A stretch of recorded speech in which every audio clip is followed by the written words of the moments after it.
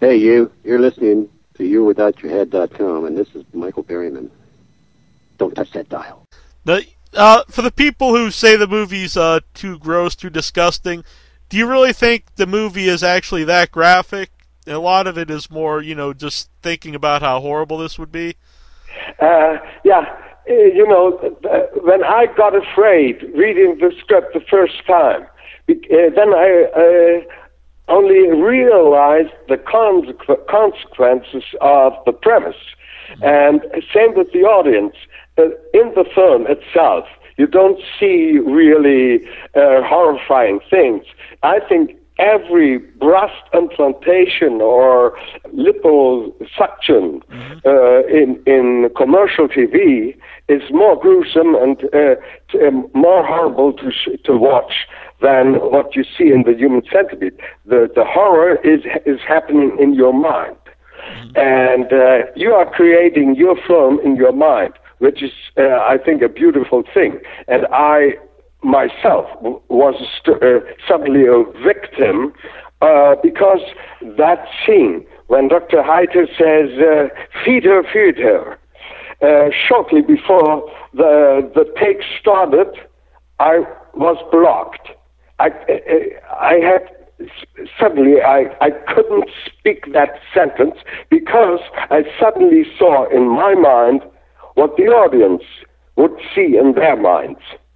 And I had a crisis.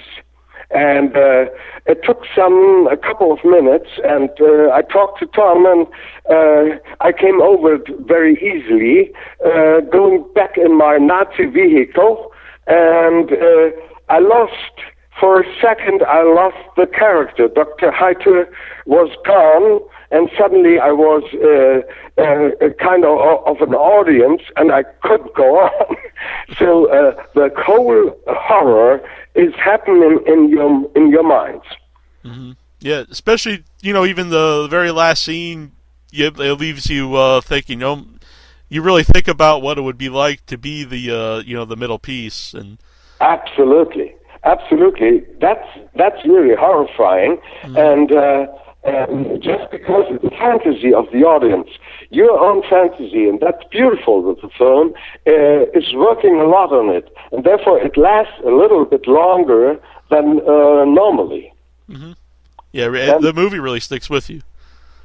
Yeah, it sticks with you. And I love that. And I love, on the other hand, I love the pitch black humor in it.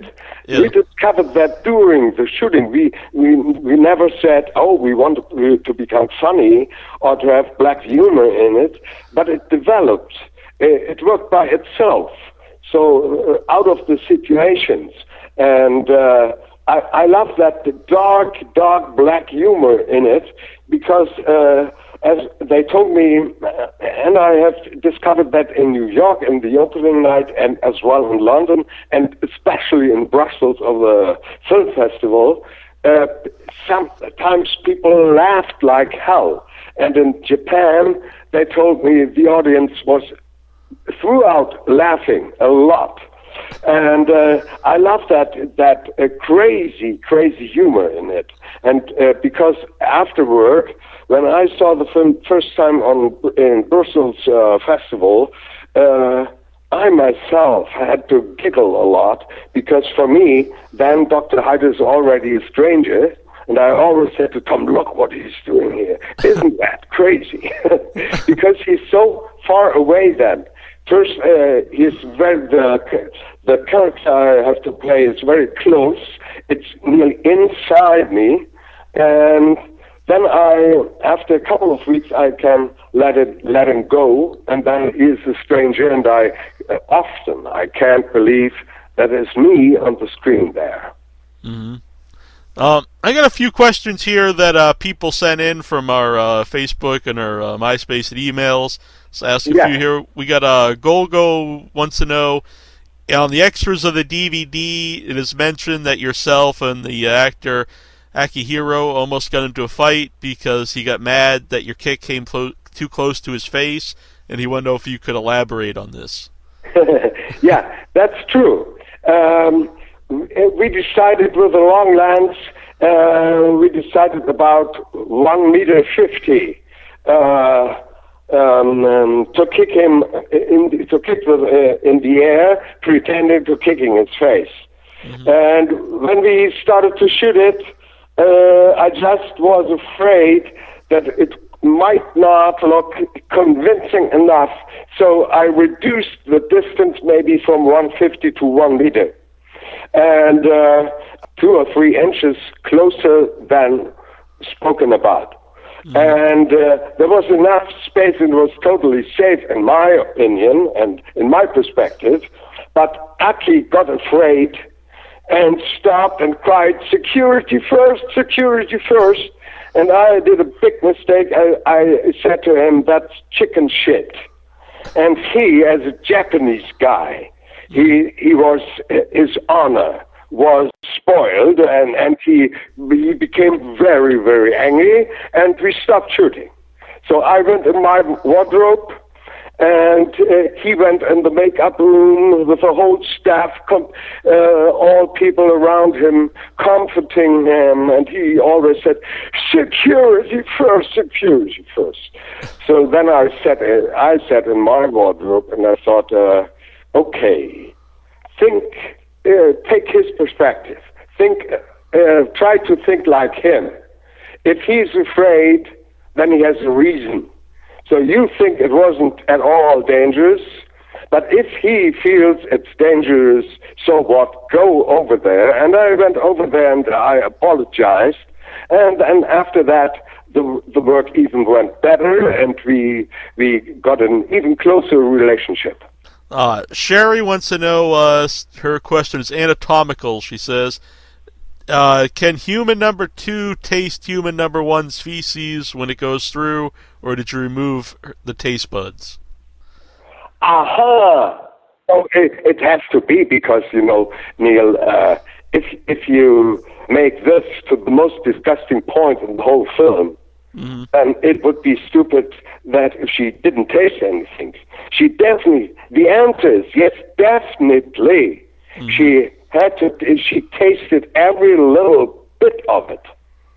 She also wants to know, what was the reasoning behind the order of the humans with the male in the front and the 2 women behind him? Tom's idea, for sure, he wanted that there's no understanding in language between the head of the centipede and the doctor. Mm-hmm. And therefore...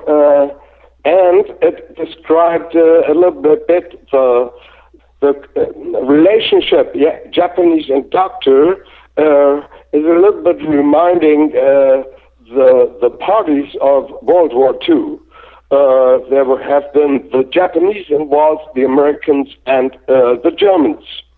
And that's a little bit a tiny metaphor about that constellation, I would say. I think the most important thing is to have the Japanese guy in front, so that with an American, there's always a possibility to understand each other more easier than with a Japanese guy.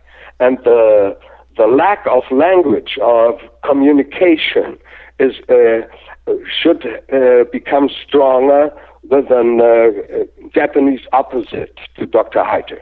Mm-hmm. With Halloween coming up this week, do you think anyone will dress as Dr. Hyder, or possibly 3 people get together and do a human centipede costume?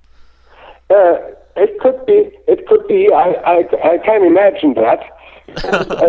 I loved in New York in the opening shows. I attended about 3 or 4 shows in New York, and all the young people, they came along and shaking hands very seriously, looking into my eyes like at a funeral, and they said, awesome, awesome, awesome, and everybody wanted to have a photo with me.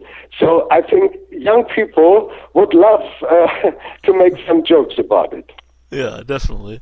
Well, I was a big fan of the movie, and it seems like either people love it or they hate it, which is probably a good response. It's better than people, not responding to it or just saying it's okay. I love that controversial thing. I love people, if you hate it or you love it. And I think there's, if you're a horror fan who only wants to see blood, and ugly things, then you might be disappointed because there's little blood, there's no much really horrific things to be seen. But on the other hand, the psychological level is very interesting to me. People who love psychological horror they create in their own minds, they create their film in their minds. These people, I think, can be satisfied to see the movie. Well, again, thank you for coming on, and I'd love to see you in more films. Maybe we'll see you in the sequel. Yes. Yes. Sir, I thank you very much. I appreciate it, and thank you for your time. Hi, this is Adrienne Barbeau. Just call me Billy. Everyone does. And you're listening to withoutyourhead.com.